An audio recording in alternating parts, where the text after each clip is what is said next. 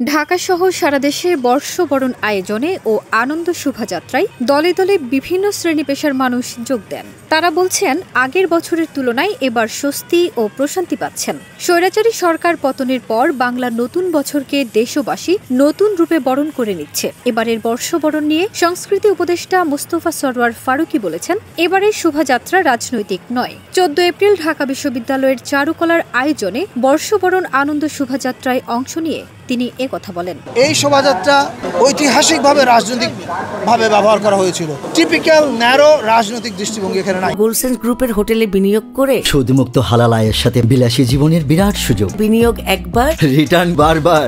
মোস্তফা সরওয়ার ফারুকী বলেন, এর আগে ঐতিহাসিকভাবে একটি নির্দিষ্ট রাজনৈতিক গ্রুপ এটিকে তাদের প্রতিপক্ষকে ঘায়েল করার জন্য রাজনৈতিকভাবে ব্যবহার করেছে। এবার আমরা শুধু ফ্যাসিস্টের মুখাবয়ব ব্যবহার করেছি, কারণ ফ্যাসিস্ট কোনো রাজনীতির অংশ নয়। ফ্যাসিস্ট সবচেয়ে বড় অশুভ শক্তি। আমরা এবার শুধুমাত্র ফ্যাসিস্টের মুখাবয়ব ছাড়া, কারণ ফ্যাসিস্ট কোনো রাজনীতির অংশ না, সে সবচেয়ে বড় অশুভ শক্তি। এটা ছাড়া আপনি এখানে কোথাও রাজনীতির কিছু দেখবেন না। নববর্ষকে বাংলাদেশের সাংস্কৃতিক ঐক্যের বড় উপলক্ষ উল্লেখ করে মোস্তফা সরওয়ার ফারুকী বলেন, আমি মনে করি এটা বাংলাদেশের সাংস্কৃতিক ঐক্য এবং সম্মিলনের একটি বড় ধাপ। আমরা হয়তো 20 থেকে 30 বছর পর থাকবো না, কিন্তু আজকের বছরটি স্মরণীয় হয়ে থাকবে, কারণ এরপর থেকে বাংলাদেশ এভাবেই চলবে।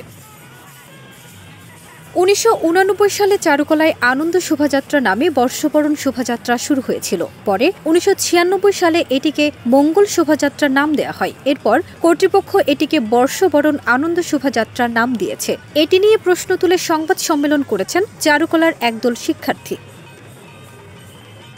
এ বিষয়ে সংস্কৃতি উপদেষ্টা বলেন, চাপিয়ে দেওয়ার কোনো ঘটনা ঘটেনি। আগে চাপিয়ে দেওয়া হয়েছিল। নাম ছিল বর্ষবরণ শোভাযাত্রা যশোরে। সেখান থেকে ঢাকায় আসার পর নাম হয় আনন্দ শোভাযাত্রা। এরপর চাপানো হয় মঙ্গল শোভাযাত্রা। এবার চারুকলা সিদ্ধান্ত নিয়েছে, চারুকলায় যে নামে চালু হয়েছিল সে নামে শুরু হবে। নাম ছিল বর্ষবরণ শোভাযাত্রা যশোরে, সেখান থেকে ঢাকা আসার পরে চাপানো হয় আনন্দ শোভাযাত্রা, তারপর চাপানো হয় মঙ্গল শোভাযাত্রা।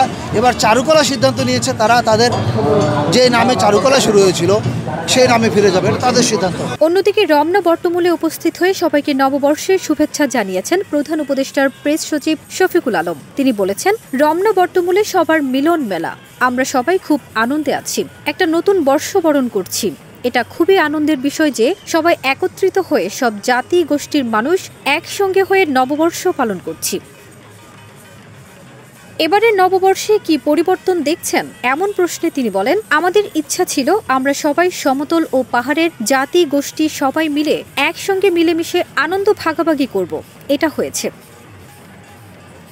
প্রেস সচিব বলেন, আমরা আশা করছি বাংলাদেশের যে অশুভ পরিবেশ জরা দূর হোক, বাংলাদেশ উত্তরোত্তর উন্নত হোক। ফারজানা নিকিতা, দেশ রূপান্তর।